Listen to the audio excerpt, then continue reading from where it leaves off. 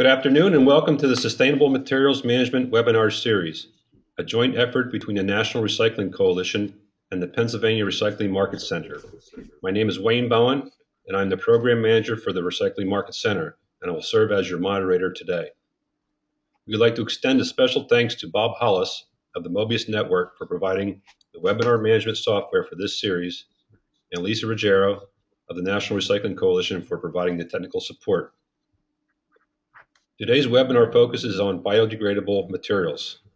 Following the presentation, we will conduct a question and answer session.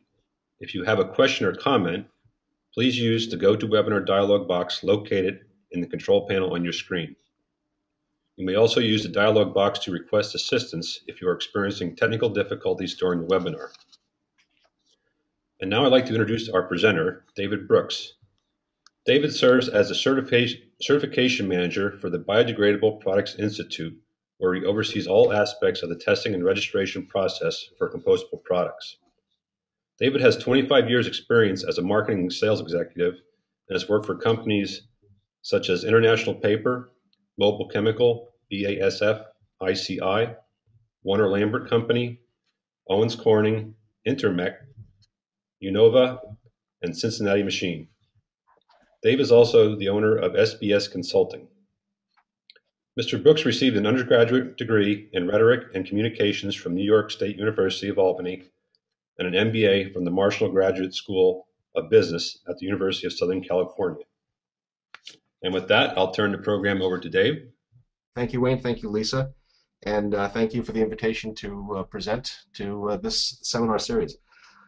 Today I'd like to give you a little bit of a background about our organization, the Biodegradable Products Institute, our mission, which we think is the most important thing that we do is consumer education and labeling. I'll talk a little bit about our certification process, getting into what we certify to, which is the ASTM standard for compostability. I'll then talk a little bit about some of the myths about biodegradability. But first I want to start with what I think is a very large, compelling issue for recyclers to be sort of on point. And the history of recycling shows a really great success story. You can look at this curve of the data from the EPA.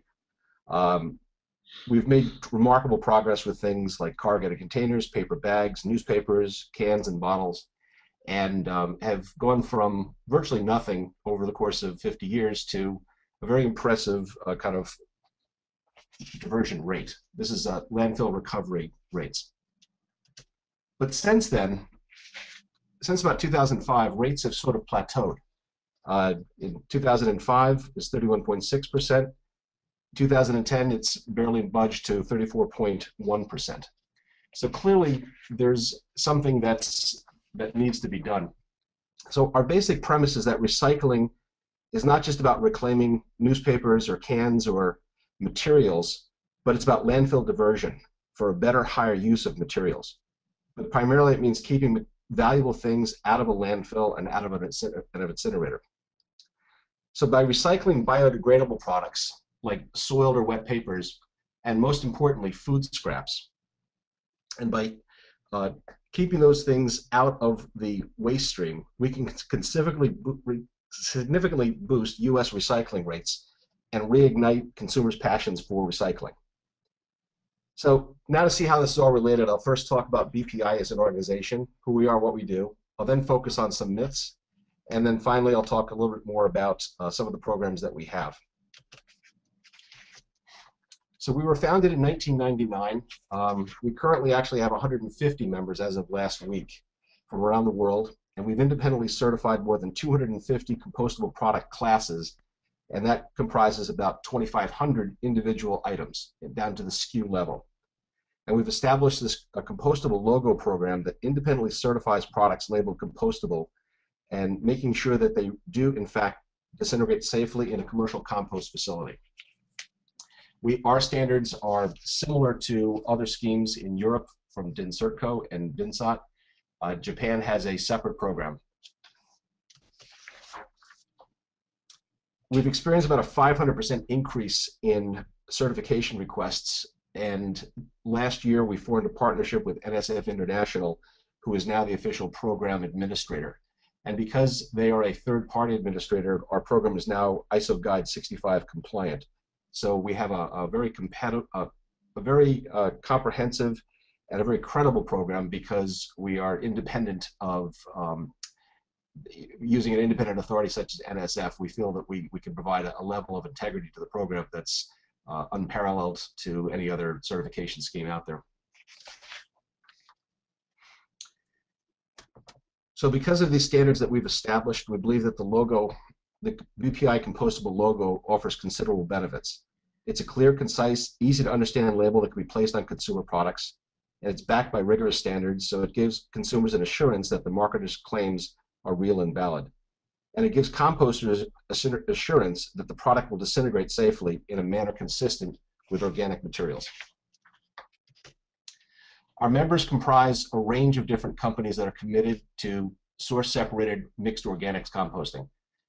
We span resin and fiber producers that are doing bagasse fiber, molded pulp, and a host of different biodegradable polymers. We also have converters who independently certify that the products that they base on biodegradable or certified raw materials are in fact biodegradable. And then their distributors and finally their resellers are also committed through a variety of sub-licensing programs. We believe it's very important to track each product as it goes through the supply chain to make sure that no one is adulterating products or is trading on our name and our reputation. So let me talk a little bit more about our certification process and how we work. So back in 2002, we established this basic protocol. To become certified, applicants must complete a series of tests, including ASTM D6400, plus a heavy metals FTIR phytotoxicity tests, and at only one of 18 different BPI certified laboratories around the world. These laboratories have been certified by a personal site inspection by us to ensure that they have accurate systems and they have a high level of integrity. We then take company-provided test results, which are reviewed by independent experts, and in this case, it's NSF. After those tests are certified, members enter into a license agreement and earn the right to display the BPI logo. We independently monitor and test products in the market, including secret shopper programs to verify the product certifications. Our methods and the compostable logo are recognized by composters and municipalities around North America. Our position on materials is agnostic. We don't make the mistake of assuming that a material of natural origin is biodegradable, and nor do we assume that a synthetic material is not capable of biodegradation. We let the science decide. I won't read this, but this gives you an appreciation for the level of detail that we ask of each of our customers. We enter into non-disclosure agreements and we have formulation information about most of the products that we certify. And it's a very high level of trust between us and each of our members. But it's also it shows you the level of commitment that our members are faced with and wants to have to bring forward a safe product to the marketplace. So we'll talk a little bit more about some of the standards and labeling that are out there. Most people think that when you talk about a biodegradable product, they think that the product will break down on its own within a year or less. That's just everyone's expectation. And they want to believe that products will just go away and in a manner that's consistent with how they dispose of the trash right now, either in a backyard or in a landfill. But landfilling and biodegradation are ideas that go well together in a consumer's mind, but they're not desirable in the mind of the EPA. So we believe what we're really after and what's inherent in ASTM D6400, which is for plastic products, and ASTM D6868, which is for paper-based or paper laminated with a compostable plastic. We believe that the intent is just what consumers expect, and that is complete disintegration by microbes that exist in a compost facility and in communities that have access to commercial composting, leaving no residues or nothing toxic, and within a 90 to 180-day span, something that's realistic and meaningful for the disposal. And that's, in essence, what we try to ensure, and that's what we try to enforce with all of our members. But some companies use the ASTM test to talk about compliance. And there are different levels of ASTM testing, as I've tried to indicate with this slide, that sometimes a test method is merely a recipe for how to conduct a test. But really, in our line, ASTM has a higher level of test, which is a specification, which is a pass-fail test.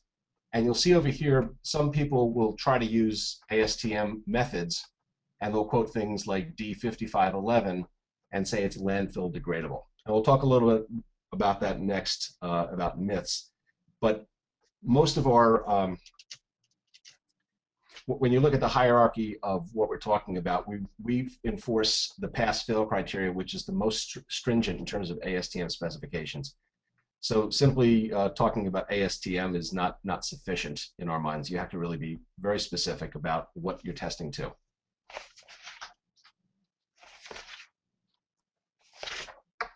So as a condition of licensing, we review the marketing claims by our members to ensure that they are properly qualified. It's essential that marketing labels that use our logo and use the word compostable also include the following qualification language.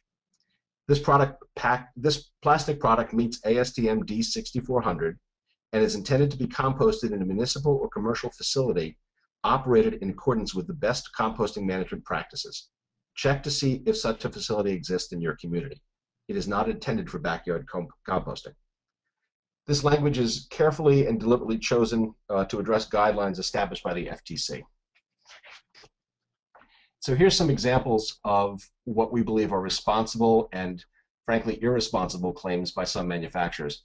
And this is an example of what we do to enforce adherence to this responsible marketing standard, where an applicant or a member uses the logo, and then clearly and prominently right next to that logo, it qualifies exactly what we mean when we say the word compostable. A lot of other companies, though, try to just use buzzwords and a lot of phrases that really don't mean much and are not properly qualified.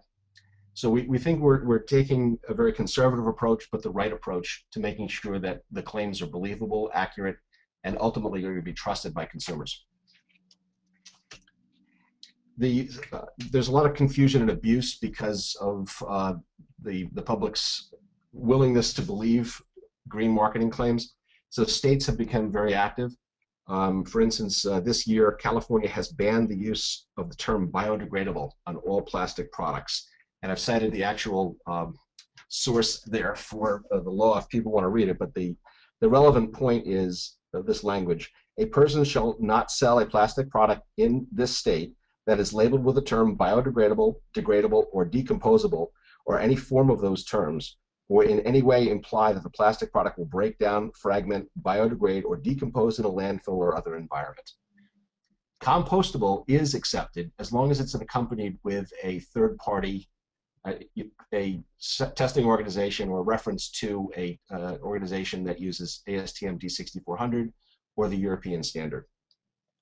So long term, I think that many other states will follow California's lead, and this is all driven by what the FTC is pushing for in their green guidelines. So I want to shift gears and talk a little bit more about the term biodegradable and some of the myths that are associated with that. When most consumers hear that term, they think it's something that's inherently good. That's the way nature does it, so it must be good. But biodegradability is an abstract contingent term. It requires some sound scientific definitions and qualifications to make sure that you really understand and know what you're talking about. And unfortunately, many companies take advantage of consumers' good intentions or lack of good regulations. So here's some examples of some myths and what we think are some ways to kind of how to understand that. The first kind of claim that a lot of people will talk about is how additives can somehow transform a plastic product and make it magically biodegrade. We've tested more than 50 products that have made those kind of claims, and in all instances, we've not seen any additive that can magically transform a regular plastic into a compostable product that will meet ASTM D6400.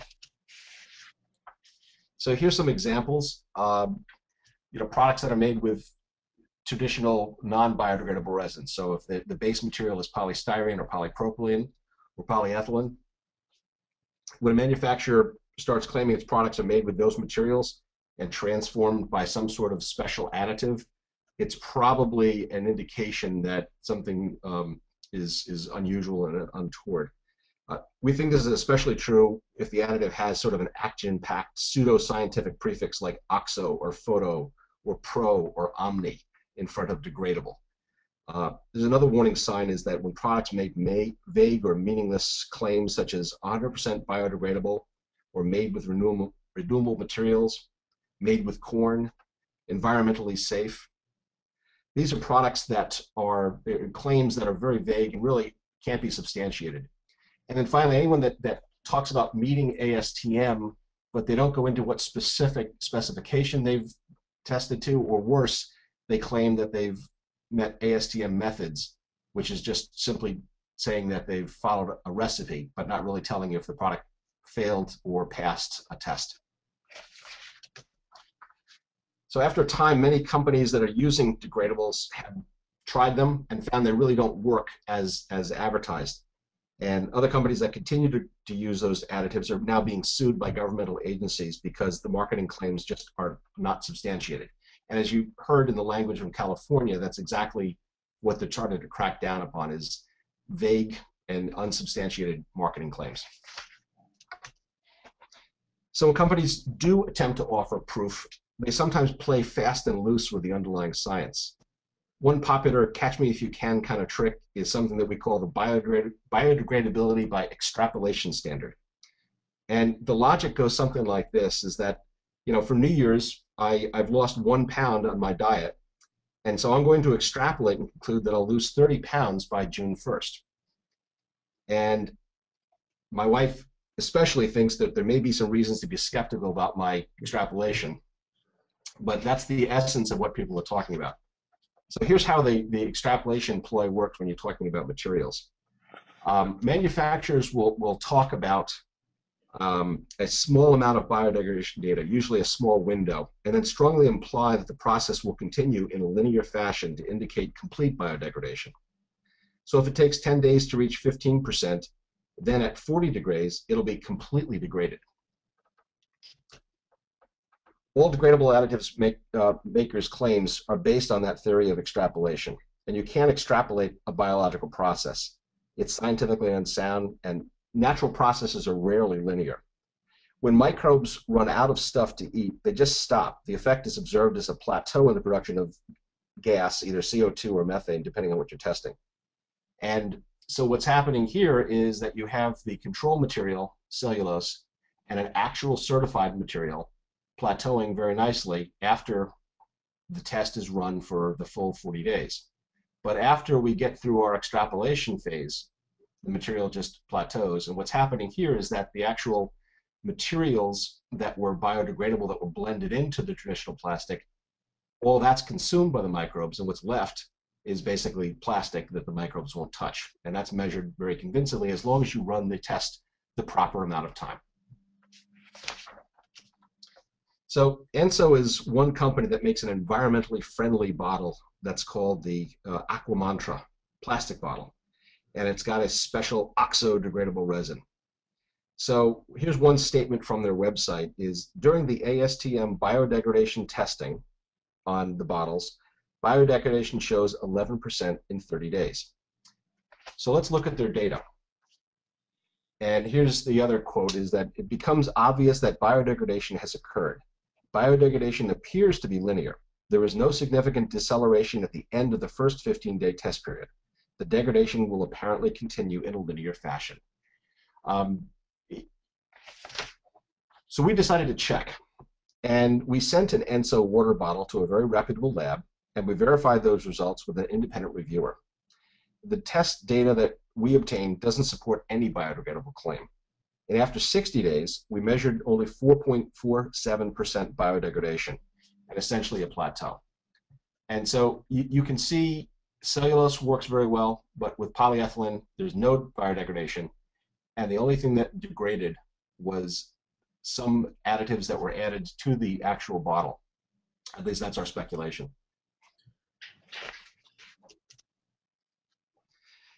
And the recycling industry also seems to take issue with degradable additives in PET bottles, which is particularly troublesome if you're trying to then make durable goods or products out of those recycled materials. So for a lot of reasons, additives that are put into regular plastics and they're using pseudoscience to try and prove something, we've never really found anything that's close to the standard that we try to enforce. So this myth is a little bit of a tricky one. First, certain products do in fact biodegrade in an environment other than compost. That's anaerobic digestion. And yes, there is an ASTM test to measure if something can be digested. But these two half-truths don't add up to an unimpeachable argument. So let me explain why. Digestion rarely happens outside of our stomachs. In a 1992 book called Rubbish, I think hopefully people might recognize Professor William Rathje, who wrote about excavating landfills and discovering the infamous mummified hot dog and 50-year-old still readable newspapers. His work helped illustrate a poorly understood fact. Since the early 1970s, the EPA policy is to prevent biodegradation in a landfill through daily ground covering to prevent moisture from getting at the trash. So consumers are faced with an inconvenient truth. Very little biodegrades in a landfill, and when it does happen, it usually does so by accident. The issue is that putrescible trash should really not be landfilled, and that uncontrolled decomposition creates methane, which is, if not captured, will create huge issues for greenhouse gases. There have been some studies, and I can send the link out a little bit later to the actual study, but landfills are responsible for 16% of methane emissions, and about 30% of the methane gas generated in landfills comes from discarded food. And that process also creates liquid leachate, which can damage local aquifers. So for a lot of reasons, biodegradable wastes really should not be sent to the landfill if there's a meaningful way to kind of prevent that from happening. So the next myth is that somehow products that are natural are inherently good, and things that are synthetic are somehow always bad. So products made from natural resources have a role to play in a better environment, but consumers may be confused that something natural in its origin will behave naturally in its disposal. Take, for example, Coke's innovative plant bottle. It's actually made from a PET resin that's derived from natural feedstocks. But the bottle itself is chemically indistinguishable from regular PET bottles derived from petroleum. So while it's an excellent candidate for recycling, it's a terrible candidate for composting. And products certified by the USDA as bio-preferred may help utilize natural feedstocks, but that doesn't automatically ensure that they will disintegrate in a compost facility. The alternate is true. We have tested and verified that some synthetically derived polymers meet ASTM D6400. That means they can compost completely and safely in a managed commercial compost environment. These examples are some of the reasons why the compostable label is of value. We base our certification decisions on objective scientific evidence verified by independent third parties. We do not rely on commercial claims of manufacturers alone. So here's sort of an example of this kind of breakdown between bio-based and synthetic materials. And you can see here that certain polymers, cellulose, bagasse, polylactic acid, PHA, PBS, are in fact biodegradable, and they're all of natural origin. However, BASF markets a product that's actually a copolyester, which in fact is completely biodegradable. And certain polypropylenes and polyesters can have bio-based feedstocks and yet be not biodegradable. They are completely compatible with plastics recycling. So there's some great reading on the March 2012 edition of Chemical and Engineering News. There's a link on our website that you can download a free reprint of that. And it gets into this issue about what is in fact biodegradable. And it it's a gray area. There's not a clear delineation between natural and synthetic. So here's some implications. You can see here, here's the plant bottle. Even though it's 30% bio-based, it's completely recyclable. Here's a product that is a clear PLA, and here's a product that's made from a synthetic material, but they're completely compostable. What we have here, though, is sort of the odd duck that is only partially recyclable, and it's commingled with organic material, and that organic material biodegrades at a compost facility, but it leaves behind synthetic fragments and residues. And for those reasons, a lot of those products are really not compatible with either recycling or with composting. And so you kind of question why they exist in the first place. And finally, as Bernie Madoff will tell you, you really need to audit the books once in a while to verify that the numbers that you're being presented are accurate.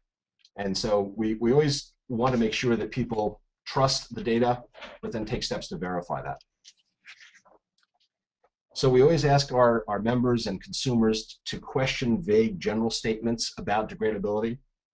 Look for specific ASTM test procedures and specifications, to be wary when you're presented with methods, and to demand certification, to demand some sort of proof to back up those claims. And that's why we're providing on our website a list of all of our members and approved product categories, and later this year we'll be publishing a item level catalog of all those products. And if all else fails, you can also just call us at 888-BPI-LOGO, and we can provide verification of exact products. So I want to then just turn towards how we think this fits in with establishing greater recycling goals and to kind of restart recycling. So we'd like to look at composting as an equivalent to recycling, and to focus on some of the things that are maybe impractical to recover. But for the last 50 years, we focused on relatively easy to recover wastes. It's like source-separated corrugated boxes and paperboard, rigid containers like cans and bottles, newspapers, and lately we've included leaf and yard waste. As a side note, leaf and yard waste composting started in earnest from the mid-60s, and almost 60% of these materials have been diverted from landfills. And it took less than 15 years to achieve that 60% landfill diversion goal from yard waste. On the other hand, you have some of the laggards. And these are products that, for one reason or another, are just really tough and difficult to recycle. And you can see the average diversion rates for these things are very, very low compared to the things that are easy to recover. The EPA says we dispose of 3.5 million tons of tissues and paper towels each year. And probably for obvious reasons, we can see why none of it's being recycled. There's a certain amount of a yuck factor that's associated with the things on the right-hand side. That's because they're contaminated with either with moisture or with food or other types of bodily fluids. So now, if you look at these materials that are not recyclable, but you look at them in sort of a different way, and you see that they're actually completely compatible with composting. And we already have a vibrant infrastructure of municipal composting that handles up to 20 million tons of organic materials already. And when you add in 34 million tons of food waste that consumers discard each year, it becomes a very large number, and it becomes something that's very worthy of tackling and targeting to help get these things out of landfills and to start counting as recycling. So this chart is sort of a way to get at that number, and we looked at the audit to talk about how much food scraps is currently being landfilled, and it's an astonishing number, 34.7 million tons. And then you add in a lot of the other things, and we've made some assumptions, what we think are conservative assumptions of the papers and the boxboard and newspapers and other wastes that are biodegradable but not being recycled for some reason. Some of it might be collection problems, but we think part of the reason is because a lot of these products are contaminated in use or commingled with other household organic waste, and makes it very impractical to recycle them, but very practical to compost them.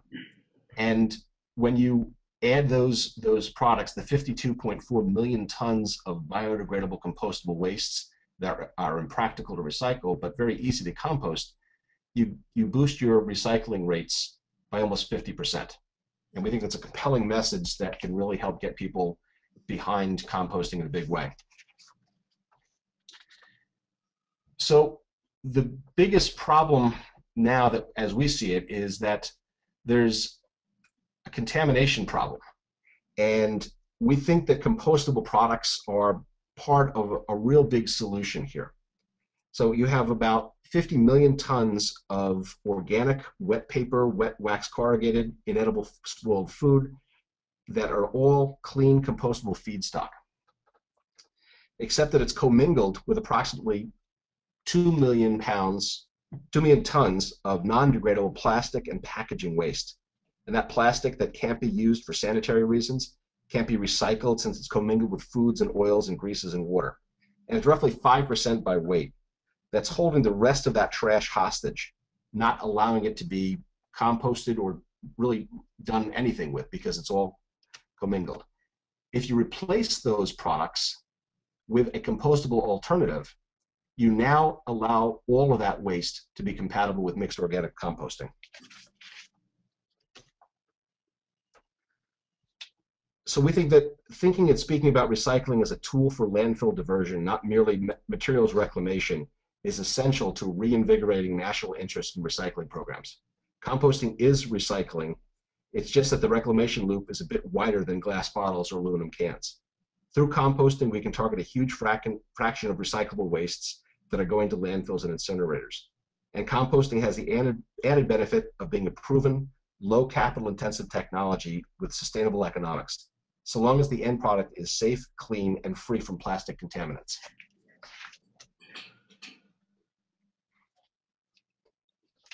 And keeping the humus, the compost end product, free from plastic contamination is where certified compostable products come in. We have created and enforced the standards that help keep compost feedstocks clean. We create the necessary trust factor between waste generators and waste processors. And our solutions enable innovative programs that have dramatic impact on organics collection rates. There are two examples. One I'd like to talk about is something that happened in Ontario, Canada. And this is where 4.3 million households are using certified compostable bags. After 1 month, this is a 2009 study, and by using BPI certified compostable plastic bags versus paper bags, we were able to increase the capture of food waste by a factor of almost 3. 77% of the program participants switched over to using the compostable plastic liner, and it had huge impacts in terms of the consumer participation rate and acceptance rate. There was a lot of benefits to consumers of just containing liquids and odors, preventing punctures and tears. Haulers liked the fact that the bags were very easy to identify and clearly labeled. They were translucent, so they could see if there was contaminant there and refused to take things if there was obvious products in there that were not compostable. They were weather resistant, so the bags didn't tear or break if there was an overnight rain. Composters like the bags because essentially a compostable plastic bag doesn't need to be opened, and it doesn't need to be filtered out at the end of the compost operation. It simply disintegrates with all the other organic waste, and it leaves no synthetic residues and nothing toxic in the waste stream. So it was a real labor savings and a way to ensure that the compost would be free of plastic contamination. The other program I did not mention was an innovative program that we're seeing out in Minnesota from a company called Blue Bag Organics, which is using blue tinted BPI certified bags to collect commingled household waste. And then that goes to a MRF, and at the MRF, workers there can easily separate out organics for separate composting. So it's another way where it's a practical solution where compostable plastics really enable something and allows a large fraction of the waste stream to be cleanly composted and separated. And with that, I'm ready to answer any questions. All right, thank you, David. We're now going to field some questions for our presenter. Again, if you have a question, please enter them onto the GoToWebinar dialog box. And we have a few already. And this one is more of a comment concerning the ASTM standard of the 90 to 180 days of composting of the material. Most compost systems use systems that are between 45 and 60 days. So I guess the comment is there's a bit of a disconnect between some composting sites and the length of the breakdown period. Yeah, it does vary. So the numbers that I was quoting was just basically showing the widest possible berth. I think in the test specifications for 6400, the test has to be run until there's a that plateau phase that we talked about. I think it's allowed to run up to 180 days. The main point is that the consumer's expectation for what's compostable has to be kind of consistent with just common sense and their own experience. And if you're talking about stuff that'll biodegrade in 5 or 10 years, that's not meaningful, and that's not a solution. So whether it's 45 days or 180 days, the point is it's consistent with other organic material like bark or hardwoods, which might not biodegrade as quickly as paper or cellulose. Okay, thank you. This question deals with the any data or studies on the breakdown of material in landfills. Do you have any references, or can you quote any studies? Well, are we talking about there is a breakdown of the organic fraction? Is that what the question was asked? I believe so, yes. Yeah. I believe it was Dr. Mort Barlaws from the University of North Carolina that actually did some studies that talked about organic wastes that break down and the amount of methane that it produce. It's quite substantial, and the problem is that if it's uncaptured, it presents a problem for leaking into the environment. It's quite a potent greenhouse gas. So Wayne, I'll look for the exact link to some of that information, but I believe it was Professor Barlaws at UNC that actually did that work. Okay, thank you. This question is concerning utensils. Are there any forks, spoons, or knives that are truly compostable? If so, which ones are they? we publish a list on our website. It's bpiworld.org.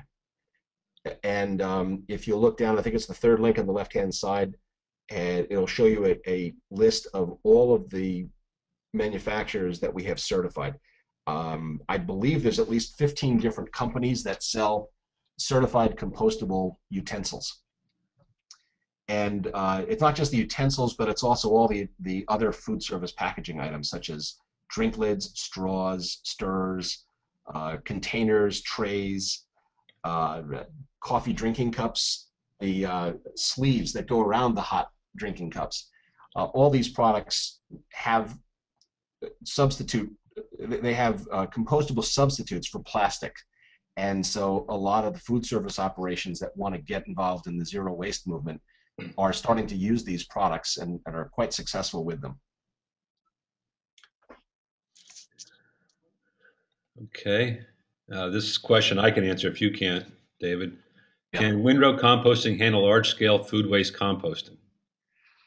I don't know. A lot depends upon the permitting that's involved and the type of turning equipment that's involved. If you have some more specific information, be my guest. Yes, I would agree with that. It depends on the operation and a lot of factors such as the recipe, how much percentage of food waste is introduced, and the carbon involved, turning methods, things like that. So yes, I think it can be done. I've seen it done, in particularly in Pennsylvania. We fund a companion site to the BPI. It's called findacomposter.com, and if you go to that site, you'll be able to search for composting facilities that have self-identified that they will actually accept vegetative waste or food waste and things like that. And there's at least 250 that are easily handling food waste right now. So it's not your typical leaf and yard waste. There's some extra skill that's involved, and if it's a lot depends on local issues, but there's a big push, I think, to look and say, well, how can we handle more of these kind of things there? So it's a matter of time, but I think a lot of composters are starting to recognize that there's some value in taking in the food for the extra nitrogen that it provides to the compost, and they're very anxious to do that, but they're a little bit hesitant because there's a concern about the plastic fragmentation. Okay, this one is asking for your thoughts on the growing number of compostable products being manufactured which do not capture any organic material whatsoever, such as clothing, packaging, ink cartridges, etc. We really want Uh, these products to end up in our composting facilities. no, yeah, that's I didn't have in a separate presentation when we give presentations to product manufacturers, we have sort of a do be don't be kind of list, and the basic thing is we're not looking to transform every single plastic product into a compostable product. A compostable toner cartridge really doesn't make any sense. Compostable makeup containers don't make much sense. But compostable food service items that are contaminated with oils and grease and food and commingled with a lot of that food waste really aren't being recycled, but they could easily be composted. And so we're looking for applications that provide an unlocking mechanism and preventing the blocking of food waste composting. We're not looking to replace all plastics. Okay, good. This question is requesting are there any legal actions in California or Minnesota from the laws that were passed there? Any challenges? Uh, I'm not aware of any right now under the new law. There was some action, I think, a while ago. Last year, one of the bottle manufacturers was being sued because of inaccurate claims. And now, but it wasn't under the labeling laws. The labeling laws are very strict, and we hope it will put an end to a lot of this frivolous marketing claims. The word biodegradable is almost it's almost meaningless unless you really qualify, well, what do you mean by that? Where will it biodegrade? How long will it take? What test method or what test specification did you run to prove that it will biodegrade? And if you don't really qualify it with science, it is meaningless. What are BPI strategies or plan to encourage/convert more standard recycling collection programs to include organics?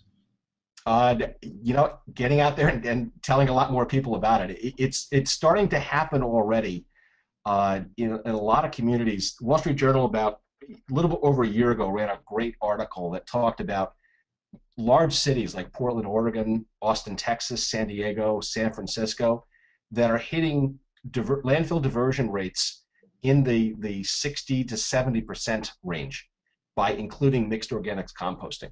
So there's a lot of communities, Portland, Oregon especially, they've cut back on curbside collection of regular trash to almost bi-weekly because there's so little volume because everything else is being intensively recycled. And there's a lot of communities around the world that are successfully doing this. People want to do this, and it's just a matter of education, and it's a question of a couple of concerned citizens asking their town managers or their county managers, why not? We've got existing yard waste facilities, and we all want to do this as a community. Why can't we do this? And that's enough. More people need to ask why not, because I think once they start doing that, they'll see I can take my recycling rates from the mid 30s to the mid 50s, and that's a great feeling. This question states, why have you decided not to use the term biocompostable for BPI certified products? Would seem less confusing. I Well, I would disagree. I'm not sure biocompostable is any less or any clearer than just saying compostable. What other types of compostable would there be? Is probably my if I was talking directly with that person. There are There are certain small pilot projects that are doing anaerobic composting, digesters and things like that. But for the most part, when you're talking about composting, you're talking about aerobic composting. Right. Can the material that is used for blue bag plastic bags be used to create other products besides bags, maybe with added hardeners or resins? Not sure if I understand. And as long as all of those additives or resins were also biodegradable, certainly. There's lots of people are using the bag material themselves in a lot of very innovative and creative ways for certain types of packaging, for certain types of mulch films for gardening is one great example where there's a move now to use certified compostable films to help with mulching to make sure that it's a great labor savings that you're not having to collect plastics that are put on fields covered with dirt. You can now just kind of plow it under and know that it will biodegrade safely in the soil. So it's the same basic film material that's used at the bag, but it's just used on a larger scale and it's an application that makes sense because polyethylene that's covered with dirt really is impractical to wash and clean and enough so it can be recycled. You might have covered this, but I'll ask it anyway. You mentioned that BPI World on the website includes a list of products or manufacturers. I believe this would be more useful to send to a client or a caterer asking them to purchase the products listed. Through your site, list products by company, brand name, etc. Short answer is yes. We're in the final stages of testing that capability. I think I alluded to that before, where we have more than 2,500 SKUs available. A lot of our manufacturers we have certified in the past at classes of products. So we'll talk about their cups, but in reality, they're selling 15 different cups. So we're asking all of our members to provide us with a list of all the SKUs of all of their products, and we're publishing that. We will be publishing that on our website as a resource for composters and for the purchasers to basically go in and say, Mr. Purchasing Manager, buy these specific products. So it's a pretty big task, but we think that it's a valuable service to the industry to provide that as an information service. And as new products are certified or as products are discontinued, that information can be changed on a monthly basis. I believe you touched on this before, but I'll state this one too. What are your thoughts on compostable plastics in the shape of bottles? This person thinks it's too confusing for consumers and processors. Yeah, it's a tough one. We don't have specific, we try not to get involved in judging the application category because we're trying to measure and certify that products will be compostable. We figure that the marketplace will kind of decide for itself if it really needs those types of products. But whether the bottle is compostable or not, we do a lot of upfront work and consultation with the applicant to ask them why they really want it to be composted. And do they understand that really it's meant for products that can't really be recycled? And we don't want people to use the compostable logo as sort of a decoration. We don't want them we want them to be committed to composting because they've tried recycling and they're not achieving the goals that they want to receive. And again, you touched on this briefly. Could you discuss the tug of war between composting and the desire by some to put this in a landfill, specifically to collect the methane for energy? I don't know enough about methane to energy. I just think that while that's a really noble pursuit, it doesn't make a lot of sense if you can turn it into something valuable. It's sort of like you look at the waste hierarchy in terms of the highest best use for materials. And I think it's better for food scraps. If you can't give it away to people who are hungry and you can't feed it to animals, compost it before you send it to the landfill and hope that it gets turned into methane.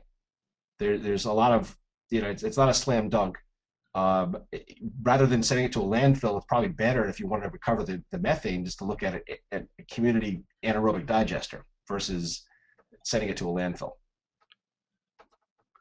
You know, What is, if the landfill is not designed specifically to be actively managed for methane extraction, that would be another question. You know, in all communities, can you guarantee that you're not going to have a leachate issue? You're not going to have a leakage issue. It's really, I would rather see communities invest in an anaerobic digester than to send it to the landfill just because it's a little more convenient. do you know what the difference is in the cost of compostable products versus non-compostable serviceware? In Um, general, I guess. yeah, I don't know specifically. Probably you're looking at a 1x or 2x, you know, kind of factor. They're more expensive than plastics. If you then look at how you can handle your waste differently, you know, here in the Northeast, landfill tipping fees and carting fees are quite expensive. And so if you're now enabled, you're able to now send your wastes to a compost facility, which tipping fees are a lot less. That's kind of a you know, the negligible cost of spending a penny more for a fork versus, wow, all my trash now I can save, you know, 2/3 of the cost. And then there's the factor about being able to tell your customers, I'm now landfill free. I'm now making a commitment not to send to recycle all my trash. How many more people would dine at your restaurant if they knew that you made a commitment to recycle 100% or to recycle everything that was practically recycled as opposed to just carting it off to a landfill? And so it's not a simple question to say looking at the cost of a fork, but it's what did that fork unlock for you in terms of how you run your business. This question deals with organic farm status. Some certifying agencies do not allow commercial composters to accept compostable plastics of any kind, and has to do with their certifications. And they do cite one example: Northeast Organic Farming Association. Yeah, I'm not really sure about the status of that, but I know that our position has been because it's completely biodegradable and that it how it was made is really of less importance as to how it behaves after it's disposed. And so if the compost that comes out of a mixed organic facility has been tested and certified and it's free of synthetic residues, it really shouldn't matter where it where it goes. It should be just as acceptable. So I don't know the specifics about certain types of organic farmers having uh, you know, their own specific uh, standards, but as a general principle, you know, our position is it's much more important to look at the safety of the compost as opposed to making judgments about the individual products that might be in the waste stream.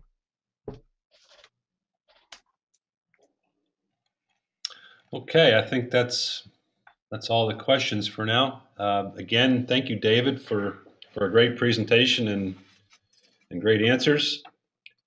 Um, this webinar, like all the webinars in this series, they have been recorded and are available on both the National Recycling Coalition and Recycling Market Center websites.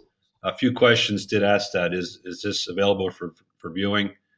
And some actually didn't have audio, so this Oh boy. recording will be made available both audio and video. And there was a few seconds there, David, that we lost your audio. So through the editing process, we could probably dub that back in if it's not understandable regarding that slide. So again, thank you for joining us, and we hope you'll join us for next month's webinar scheduled for Tuesday, February 19th at 1:30 Eastern Time. Have a good day.